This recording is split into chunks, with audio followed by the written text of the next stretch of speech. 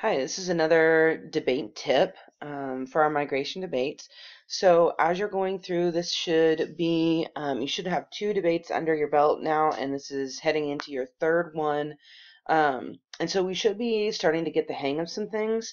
And so now that you're doing that, your tip is to fine tune one element of your argument at a time. And so as you're thinking about what your debate this round might look like, I want you to pick one of these things that I'm talking about and just attempt it. Because one of the hallmarks of like a great writer or somebody who gives speeches or whatever is that they're always willing to be flexible and to try out something new and to not assume that they did it perfect during the first time. So I want you to consider any of the following ideas to make your argument stronger. The first thing that you could do is memorize the beginning or the end of your speech, the goal being to make it clear and strong. And so since the beginning of your speech is either going to be that it is because I agree with today's resolution, I stand in affirmation of blah, blah, blah, or am opposing it. But either way, that speech stays the same. And if you can make it clear and strong and like enunciate certain words and really make eye contact through it, it gives a really great first impression, and you can kind of sway the judges to believe that your argument is going to be stronger simply by how you deliver the first part of your argument.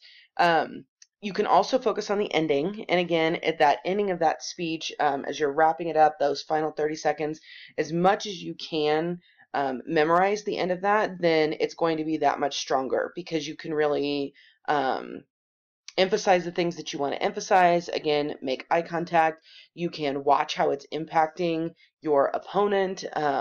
It just can do a lot for you. And again, first and last impressions are really, really important. And so if the judges can watch you being really strong at the end of your speech, then that also might have the ability to sway some of what they think. Another thing that you can do is rearrange your arguments based on what you are hearing. And in your last tip, we talked about making sure that you're changing based on what you're hearing.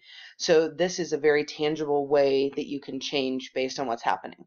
So for example, if your first argument is one that people often have a strong counter argument for, so another way to say that is in both of the debates that you've had up to now, the person that went after you or that went, that actually was able to have a rebuttal for your first argument, if they did a really good job of that and they were kind of able to take it apart really easily, but it's one that you think is really strong, put it later in the debate. If that's actually the last argument that you bring up, then you can kind of make sure that they really don't have much time to tear it down. Another thing that you can do is if your first argument is a better counter argument for something that you're hearing, so it's kind of the reverse of what we were just talking about, then again, you can move it to later so that your rebuttal is stronger than theirs.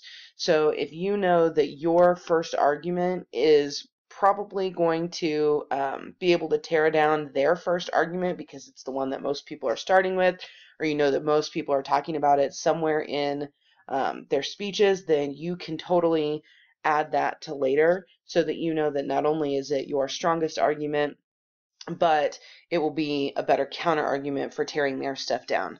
Other examples would include things like rearranging your arguments just to see which one is stronger, or if you can throw people off by maybe listing one that a lot of people have not obviously done much research on. If that's your first argument, then that would be a really good idea just to kind of, again, throw them off and make it to where they have to talk about something else and not really take apart your argument. The last one is to try and add an element of emotion to your argument if you haven't already. And this is a really great place to add in some of our poetic language that we've already been talking about. Because if you can use words with a really strong connotation, if you can describe things using imagery, or if you can come up with a really great metaphor for something, you can find a place in your argument where you are lacking in reasoning or in filling time, and then determine a story that you can tell or a way to describe a particular experience. So this can be a personal one, it can be one that you've heard about, or you can even make one up just to highlight your point and really drive that home. But if you can add that element of emotion, that can be a really, really powerful thing to add to any speech. Hopefully you're going to pick one of these 3 and really rock out your last debate.